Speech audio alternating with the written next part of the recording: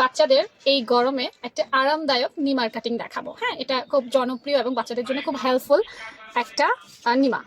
দেখো, আমরা নিমা নিয়ে খুব টেনশনে পড়ে যাই, কারণ এটার যে বেসিক কাঁধ, গলা, মোহরা, এটা কিভাবে নেব।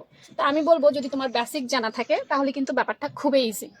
যেমন ধরো, তুমি যে জামা বানাবা বাচ্চার জন্য, ধরো যে যার যে বডি, ছোট বাচ্চা বড় বাচ্চা, বাচ্চার তো একটা নির্দিষ্ট একটা গলার মাপ আছে না, তুমি তো সেটা অন্তত জানো, তাই না? তো সেই বাচ্চার সেই গলার মাপটা নিবা, সেই কাঁধের মাপটা নিবা, সেই মোহরার মাপটা নিবা, সেই বডির মাপ নিবা, পেট লাইন নেওয়ার দরকার হইলে নিবা, ঘের লাইন নেওয়ার দরকার হইলে নিবা, কতটুকু ঘের দিতে চাও, তাই না? যা যা করার, অর্থাৎ একটা নর্মাল জামা বানানোর জন্য যা যা প্রয়োজন পুরাটাই সেটা করবা। করার পর কেটেও ফেলো, সমস্যা নেই, ঠিক আছে? বানানোর পর দেখো, সবকিছু করার পর এখন কথা হচ্ছে যে আমরা এই কাটটা দিব না, আমরা এই শোল্ডারটা কেটে ফেলে দিব। কিভাবে কাটবো দেখো, এটা খুলবো, খোলা দরকার নেই, এইভাবে থাকুক। আমরা এখানে মনে করো চিকন করে ফিতা ব্যবহার করব।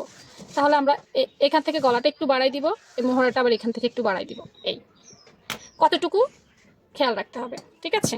তাহলে এখান থেকে একটু শোল্ডারে যাবে, এখান থেকে গলাটা একটু যাবে মাঝখানে, আর কি মাঝখান বরাবর আসার পর আমাদের এটা এরকম হবে।